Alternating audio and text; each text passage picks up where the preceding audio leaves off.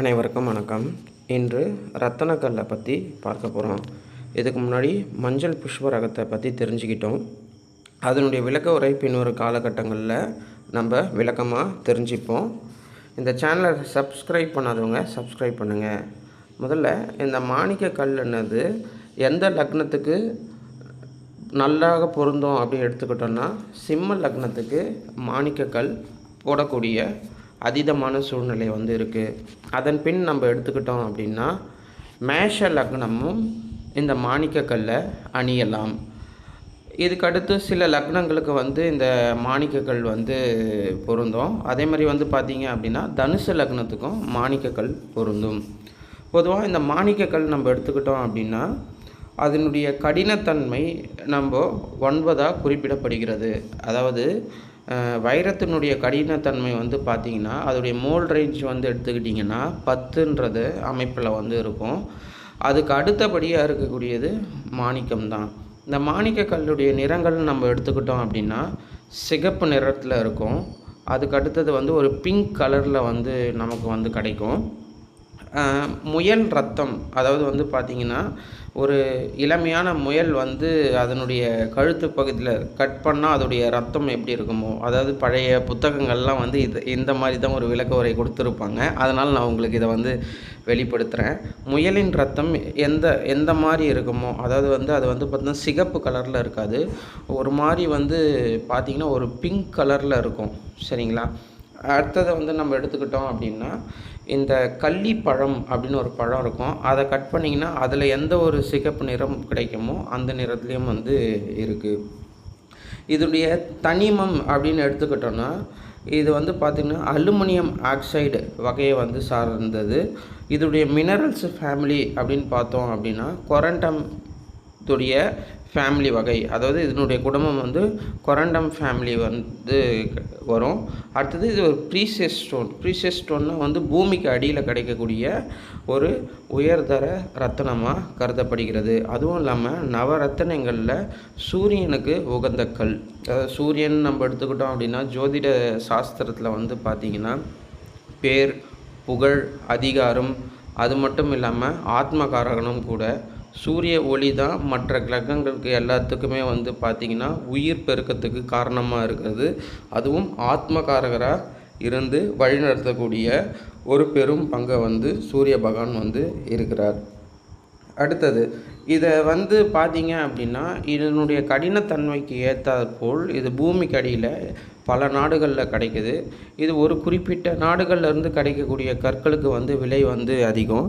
இப்போ நம்ம எடுத்துக்கிட்டோம் அப்படின்னா, எந்த நாட்டில் இந்த மாணிக்கம் அதிகமாக கிடைக்குதோ அந்த நாட்டினுடைய கற்கள் விலை குறைவாகவும், ஒரு சில நாட்டிலலாம் இந்த மாணிக்கம் குறைவானதாக இருக்கும். அதோடைய எப்படி சொல்கிறது, பொலிவு பார்க்கக்கூடிய அந்த கல்லின் தன்மை பார்த்திங்க அப்படின்னா தெளிவாக இருக்கணும். அந்த லஸ்டர் பார்த்திங்கன்னா கொஞ்சம் இன்க்ளூஷன் ஆகியிருக்கணும். கருப்பு தன்மையெல்லாம் இல்லாமல் இருந்து அது கட்டிங், அதாவது வெட்டுத்தன்மையும் அதோடைய பார்வையும், அதாவது நம்ம பார்க்கும்போது அந்த கிறிஸ்டல் கிளியர் அப்படின்வாங்க, அந்த தன்மையில் இருக்கும்போது அதனுடைய விலை பார்த்திங்கன்னா மிக உயர்ந்த தரத்தில் தான் இருக்கும். விலையெல்லாம் பார்த்திங்கன்னா கேரட் நீங்கள் எடுத்துக்கிட்டிங்க அப்படின்னா, நல்ல உயர்ந்த ரகம் மாணிக்கம் அப்படின்னா குறைஞ்சபட்சம் கேரட்டினுடைய விலை 1 லட்சத்துலேருந்து கிட்டத்தட்ட 35-40 லட்சம் வரைக்கும் போகும். அந்த அளவுக்கு கற்கள் இருக்குது. சில நபர்கள் வாங்கவும் செய்கிறாங்க. இது அதிகமாக நம்ம கிடைக்கக்கூடிய எந்தெந்த கண்ட்ரியில் கிடைக்குதுன்னு நம்ம ஒரு குறிப்பிட்ட நாடுகளை நான் சொல்கிறேன்.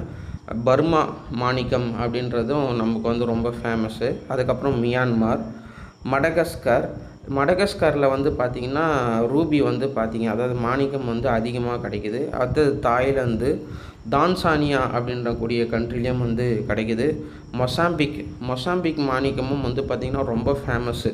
அதாவது நீங்கள் எடுத்துக்கிட்டிங்கன்னா மடகஸ்கர், மியான்மார், பர்மா இதெல்லாம் பார்த்திங்க அப்படின்னா மாணிக்கங்கள்லாம் வந்து அதிகமாக கிடைக்கக்கூடிய இடம். அதுக்கப்புறம் வியட்நாம்லேயும் வந்து பார்த்திங்கன்னா மாணிக்கம் வந்து கட்டுது. அதுக்கடுத்து ஸ்ரீலங்கல் வந்து நீலம் வந்து நமக்கு வந்து நல்ல நீளங்கள்லாம் கிடைக்கக்கூடிய இடம். அதே இடத்துல தான் வந்து பார்த்திங்கன்னா சில மாணிக்க கற்களும் வந்து கிடைக்குது. இப்போ வந்து பார்த்திங்க அப்படின்னா இது வந்து இந்த மாதிரி நாடுகள்லாம் வந்து பார்த்திங்க அப்படின்னா இப்போல்லாம் வந்து உங்களுக்கு வந்து மைன்ஸ் வந்து பார்த்திங்கன்னா இந்த மாதிரி கண்ட்ரிலெல்லாம் வந்து அனுமதி கொடுத்துருக்காங்க. இந்தியாவில் வந்து பார்த்திங்க அப்படின்னா அனுமதி இல்லை. முன்னொரு காலத்தில் அனுமதி இருந்த காலகட்டத்தில், அதாவது வந்து ஆங்கிலேயர்கள் ஆண்ட காலகட்டத்தில் சில மைன்ஸ்லாம் வந்து வைத்து இந்தியாவில் இருக்கக்கூடிய கற்களை வந்து எடுத்துட்டு போனதாக சில பதிவுகள் வந்து இருக்குது. இது பின் வரக்கூடிய காலகட்டங்களில் அது எந்த மாதிரி நிலப்பகுதியில் வந்து பார்த்திங்க அப்படின்னா இந்த அதாவது நவரத்னங்களை எடுத்துகிட்டு போனாங்கன்ற சில குறிப்புகளை வந்து நான் சொல்கிறேன். அதில் ஒரு முக்கியமாக தமிழ்நாட்டில் கரூர் பகுதியில் வந்து பார்த்திங்க அப்படின்னா பச்சை நிற கற்கள், அதாவது வந்து பார்த்திங்கன்னா எமரால்டு வந்து நிறைய கிடைக்கக்கூடியதாக இருந்தது. அதை வந்து வெளிநாடுகள்லேயும் வந்து எடுத்துகிட்டு போயிருக்காங்க நிறைய அளவில். சில பேர்லாம் வெளிநாட்டில் இருந்து இங்கே பினாமிகள் மூலியமாக இடம் வாங்கி அந்த இடத்துல குழி எடுத்து அதில் வந்து நிறைய எமரால்டு வந்து கட் பண்ணி எடுத்துகிட்டு போனதும் சில பதிவுகள்லாம் வந்து இருக்குது. அதனால் வந்து பார்த்திங்க அப்படின்னா அந்த பகுதியில் வந்து ஆழமாக வந்து தோன்றத்துக்கு வந்து அனுமதி கிடையாது. பொதுவாக இப்போ வந்து நீங்கள் இந்தியாவில் எந்த இடத்துலையும் வந்து மைன்ஸுக்கு வந்து அனுமதி கிடையாது. சமீப காலமாக வந்து பார்த்திங்கன்னா ஸ்ரீலங்காவில் ரத்னபுரின்னு ஒரு பகுதி இருக்குது. அந்த பகுதியில் கிடைக்கக்கூடிய மாணிக்கங்கள் கற்கள்லாம் மிக உயர்ந்த விலையாக வந்து இருக்குது. இது வந்து எதுக்கு வந்து பயன்படுத்துகிறாங்க அப்படின்னா அஸ்ட்ராலஜி பர்பஸ்க்கு தான் அதிகமாக வந்து பயன்படுத்துகிறாங்க. வெளிநாடுகளில் இருக்கக்கூடியவங்கெல்லாம் வந்து பார்த்திங்க அப்படின்னா அழகு சாதனத்துக்கு வந்து பயன்படுத்துகிறாங்க.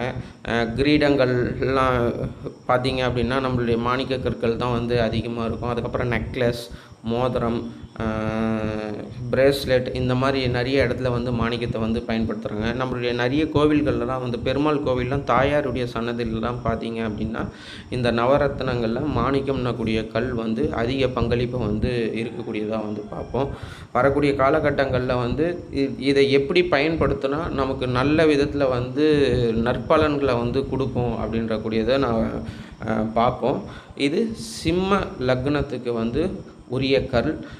அவங்கவுங்க சக்திக்கு ஏற்ற மாதிரி இந்த கற்களை வாங்கி அணியலாம். அது மட்டும் இல்லாமல் உங்கள் ஜாதகத்தை ஜோதிடர்கிட்ட கொடுத்து கணிச்சு நீங்கள் இதை எந்த காலகட்டங்களில் போடணும், எப்படி அணியணுன்றது சில விதிமுறைகள்லாம் இருக்குது. ஒரிஜினல் ஸ்டோன் மட்டும்தான் அணியணும். அது வந்து எத்தனை கேரட்டில் அணியணும்னு சில கணக்குகள்லாம் இருக்குது.